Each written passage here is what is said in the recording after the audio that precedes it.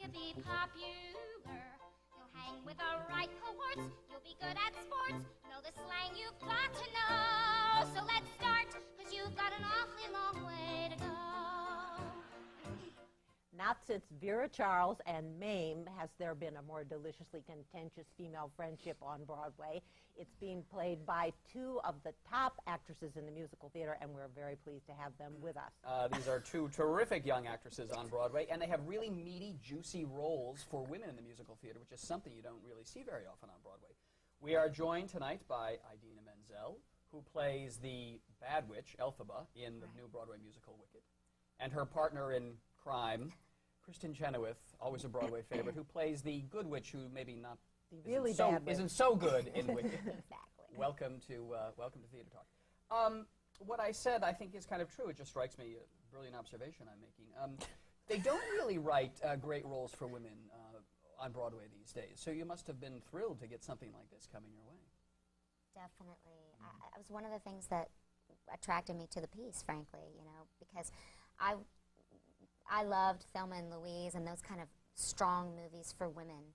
And also, you know, you have two girls here who are very, very different that are attracted to each other and want what the other has but love each other. And it was just a great journey as I read the script, and I thought there has not, you know, we're used to Gypsy and Annie Get Your Gun, but this is, you know. Sort of broad, brassier kind of musical comedy characters, but both of these characters have layers and complexity to them and change as the show goes on. And we should say that Wicked is the, what would you call it? It's the backstory. The backstory in fancy Hollywood parlance. The prequel, whatever it is, to the Wizard of Oz that we know. And we see the good witch, Galinda, and the bad witch, Elphaba, as they're growing up.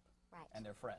Right. And with all due respect, there's shades of Billy Burke from the movie in what you do, but there is none of Margaret Hamilton in you, Idina. You are coming in from a completely different direction. You played it at your school, we'll say school chums.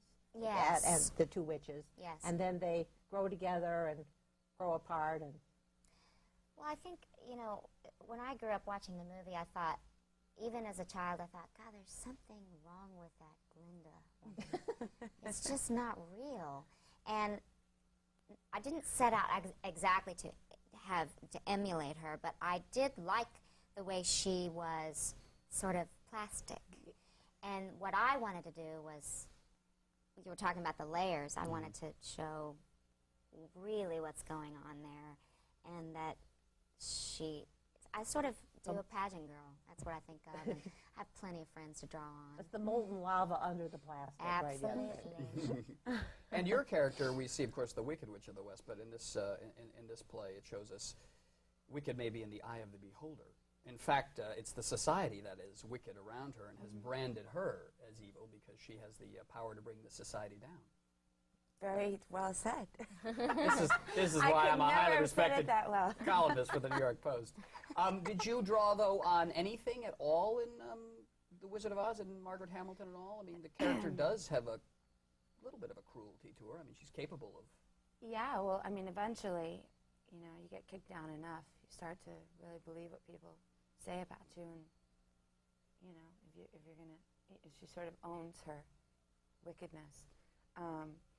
You do her laugh, too? Yeah, I felt like the laugh was a good a good place to sort of show, as a young girl, this boisterous laugh that comes from joy with her friend, or you know, in just an organic place, and then how that sort of can become misconstrued as a cackle, and so I, yes, paid attention to what Margaret Hamilton did, and then tried to just find my own ways of bringing some of that stuff and making them come from real places. You just can't imagine Margaret Hamilton singing a sexy love song with her. Well, you can't imagine Margaret Hamilton ever looking like Idina Menzel, frankly. I mean, frankly, that's the truth. Now, I'm interested in the chemistry between you two, not just as characters, but as actors, because you really see this seldomly on Broadway. For example, Matthew Broderick and Nathan Lane have that in The Producers, and you two definitely have it in Wicked.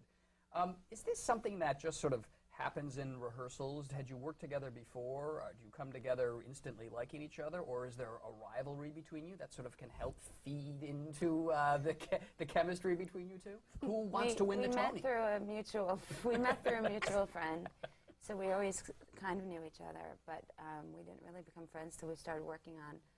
I got hired about 2 years ago. She got hired 3 years ago, and through a lot of readings and development of the piece, we started working together through this. So, and just the material lends itself to. I mean, you couldn't do it unless you had an adoration for one another and respect. I don't think it just wouldn't work. And like we say, or I say a lot, you know, I'm envious of so many of her wonderful qualities, and there's just so much to learn from her on stage and off stage, and so it's been a life experience for me as But well. usually, Kristin, you have a sort of history of kind of running away with the shows that you've been in the past on Broadway. You get all the great reviews, and everything around you is sort of in ruins. It's nice to be in a show that. Well, the first time, But this time you have someone Where I who's your. have to But share this time you have focus. someone who's your match, who's getting you, Yes. matching you, you know, review for review, and Yes. Oh, that's cheer for cheer. Yeah, it's nice. It's not. To have to do the work yourself. That's right. It is a team effort. but that's what And- it's about. It's Exactly. two strong women, and Exactly. just It's like Nathan celebrating and that. Matthew. You know, it's like exactly a good. But I don't feel that my performance would be anything with. I mean, I really feel like we're two pieces of a puzzle, and the way we worked in rehearsal, and I mean, with Joe Mantello, and I mean, we've really found things through what the other has brought to the situation. And Now, it seemed to me, I saw the show in San Francisco, and your character was fairly well set, but your character went through quite a bit of rewriting and changing to coming to New York. What was lacking? You know, in San Francisco, your role was, well, you were getting a lot of laughs and had the big number popular, and yours was not quite at that level, and it's really come up that way. What happened in the process there? I just think it's a really complex role, complex person. I mean, we have a stereotype that people come in sort of envisioning, and then we have this young girl. We just have a broad journey for her to go through, and it just took a long time to really to iron out all those complexities and find all the different levels to her. She's not a purely good, righteous person, and she's not an evil person, and she's has the spectrum of many emotions and colors, and so that just took a while. And you know how it is also when you start to take away or reshape a musical from, you take something out of Act Two, especially in our show, the littlest thing that's taken out, all of a sudden, you know, you got to go back and change it in Act One, and all Well, it's very the carefully payoffs and constructed yes. so that all the threads of the stories come together in the end for the Exactly. little sort of, we It's won't give it very away, but fragile, the yeah. sort of tricks that Yes. come out in the end, and we figure out how everyone that we know in The Wizard of Oz got to be who they are. Exactly. On a technical level, how do you keep your energy up? I mean, this is a marathon for both of you. You sing many songs with great intensity. How do you keep that high? Big paychecks from that David big- Stone. Yeah, that's one incentive that keeps me going. But also just keep it in the voice lessons. I mean, Idina has to belt out these major pop, you know, Sure does. strong ballads. I sing everything from opera to belt to in my lower register, so that's my challenge, just to stay in shape. And I don't talk a lot during the day, except for when I'm on your show. And you don't. Me, I've been saying, yeah, the music is so challenging for me, but even more so, and I think for Kristin too, it's the emotional journey that our characters take, and I think that when it's the second show of the day, and it's like, whew, it's tiring. Second We show. really have to just key into one another and try to find just a couple of new things, and the audience is amazing, and that They kind love of it. keeps us going.